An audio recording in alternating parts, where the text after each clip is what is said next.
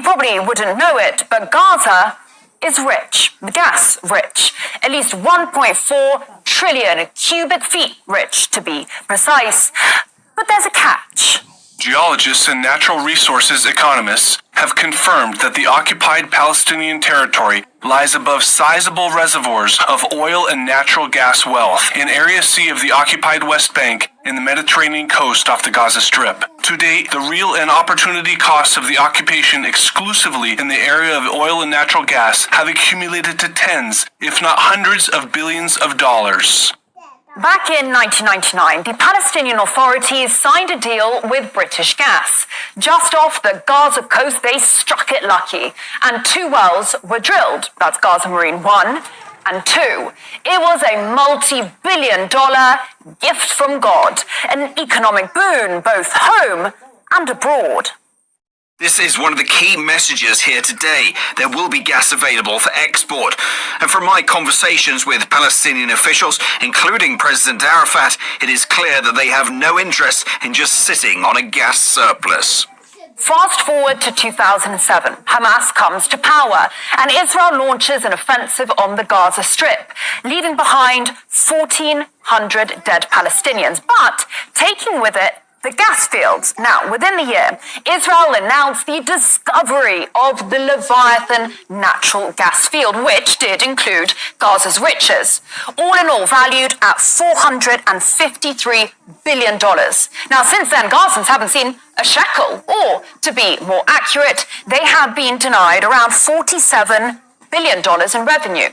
As for Tel Aviv, well, it's gunning to become a new hub. This is a historical moment in which the small country of Israel becomes a significant player in the global energy market. The Memorandum of Understanding will enable Israel, for the first time, to export Israeli natural gas to Europe.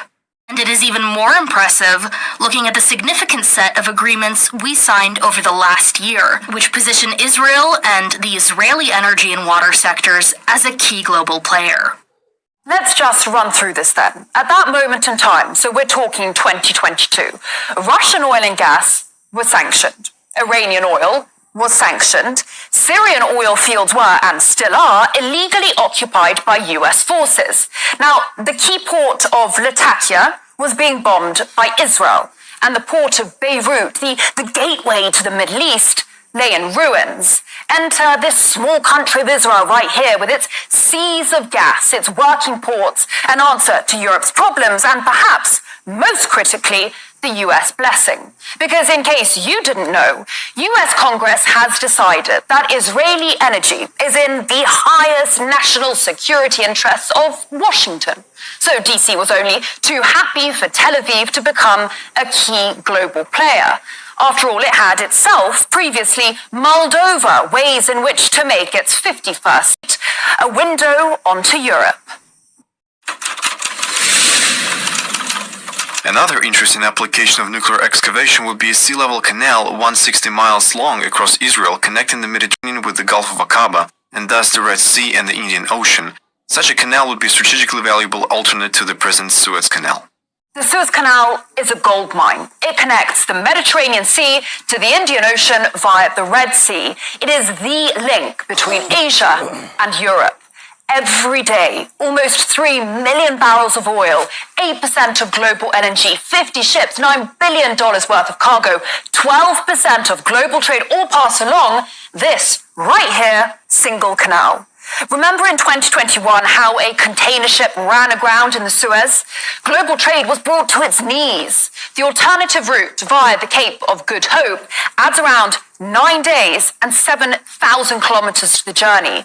There is no replacement for the Suez Canal, except perhaps for the Ben Gurion Canal. Now, what the US had been thinking about back in the 60s was dropping 520 nukes on parts of Israel, all to build a 260-kilometer-long canal that would start at the Red Sea down there in the port city of Eilat, run through the Negev desert, and pour out into the Mediterranean. Where exactly? Right next to northern Gaza, the same northern Gaza that is currently being bombarded and depopulated. Egypt and its money-making Suez Canal would just be sidelined. The same Egypt that, rumor has it, is now considering taking in refugees in exchange for debt relief by the US. And if you think it's crude of me to talk business during times of an existential war, think again. The winning companies have committed to unprecedented investment in natural gas exploration over the next 3 years, which would hopefully result in the discovery of new natural gas reservoirs. In recent weeks, Tel Aviv has handed out 12 new licenses to 6 companies, on top of the plan to tap more of the Gaza marine resources. This area is a strategic gold mine. The Israelis have their largest foreign base down the Red Sea, just off Eritrea. And here, a bit further down, Beijing has a naval base in Djibouti, a key piece in its enormous global infrastructure project, the Belt and Road, hated by London, Brussels, and Washington alike. Always ask yourself, cui bono, who benefits? Because war is horror and war is hell. But never forget that war, above all else, is big business.